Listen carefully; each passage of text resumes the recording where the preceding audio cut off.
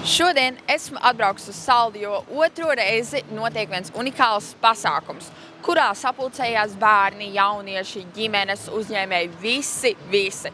Šo pasākumu sauc Tava diena. Kāpēc? Es nezinu, tāpēc ejam noskaidrot.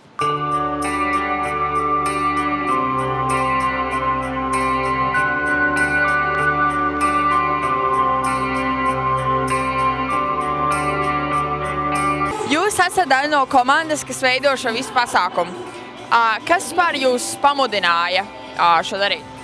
Mums Saldu vispār ir ļoti daudz aktīvu foršu cilvēki, un viens no tādiem ir Andris Akermans. Es ar viņu ļoti lepojos, ka viņš ir tik aktīvs, un viņš bija tas iniciators, kas uz šo visu pamudināja, un super, es tikai priecājos. Tu esi viens no šī pasākuma organizatoriem un vispār autoriem. Kas vispār iespaido izveidot šādu pasākumu? Sirsnība kaut kāda pret sapratni, pret bērniem maziem. Īstenībā satikās divi dulli cilvēki, es un Vineta Liekmani, un tad radās tāda ideja, tur kaut kas tāds, un iesaistījām Agritiņu no sociālā dienesta. Kā lai pasaka, vasarā mums bija pirmais pasākums, un tagad ir otrais pasākums, kur bērni ar īpašām vajadzībām, tās ģimenes, kur ar īpašām vajadzībām viņi ir pelnījuši mazliet vismaz kādu atpūtu, kādu mirkli, kādas jautrības vai kaut kā tam līdzīgi. Un šis ir pierādījums, ka pilnīgi bez līdzekļiem, jo devīze ir pilnīgi bez naudas, visu to dara pilnīgi bez maksas. Viss, kas šeit ir, iesaistīti arī veikali un tā tālāk, var kaut ko radīt, svētku sajūtu šiem bērniem, visām ģimenēm. Kāpēc tieši šāds nosaukums Tava diena? Tāpēc, ka tā ir viņu diena, Tava diena. Vismaz 2 reizes gadā no mūsu puses. Es ceru, ka katra diena būs viņiem kā tava diena, kā šī diena. Varbūt ne katra, bet tomēr, jo vairāk, jo labāk. Cik daudz ģimenes bija iepriekšējā pasākumā? Iepriekšējā vasarā, kas bija pasākums, ja es nemaldos, bija tikai kaut kādas 20, vai cik tas bija arī ierobežotā vietā, pie netālu no ezeres, tur tādā privātā mājā, tādā lapenē lielā. Tas bija diezgan ierobežot, un tad mēs pamēģinājām, un atbalsts, vēlās bērni un ģimenes vēlās to izdarīt, un te izdomājām ar piepūšanu. Tad bija viena piepūšana atrakcija, tagad ir, ja nemaldos, 6.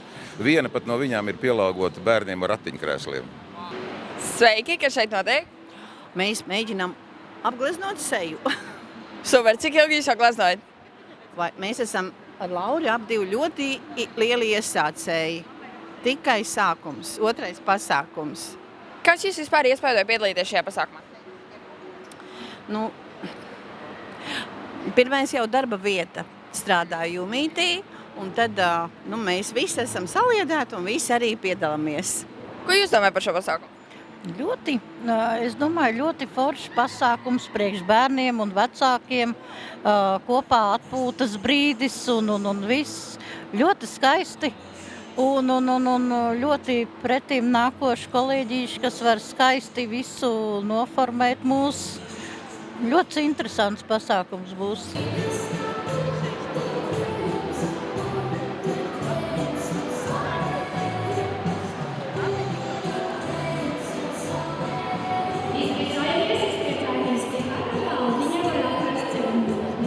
Mēs taisam frizūras. Mēs varam nokrāsot vairākās krāsās matiņus un arī ielīmēt spīdumiņus. Kas jums vairāk patīk šajā pasākumā? Man patīk, ka bērniem ir ļoti daudz atrakcijas, tīpaši piepūšamai, jo, ja es būtu bērns, man tas būtu ļoti priecīgi un būtu ļoti forši. Kāpēc jūs prāt šādu pasākumu vispār ir svarīgi un nepieciešami? Es domāju, ka ir kaut kāda cilvēka grupas, kas vienmēr kaut kādā kontekstā tiek tomēr, neteiksim, nolikts malā, bet drīzāk viņi nav varbūt pat viņiem varbūt nav vēlēšanās iesaistīties tik daudz kā citiem.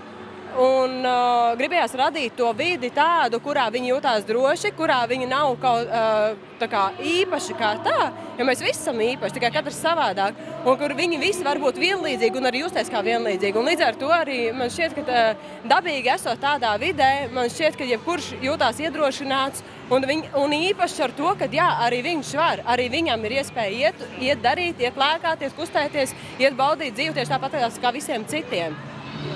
Un kā jūs domājat, kāpēc ir svarīgi šādus pasākumus veidot? Es domāju, ir ļoti svarīgi īstenībā tāda kopā būšana, palīdzēt viens otram.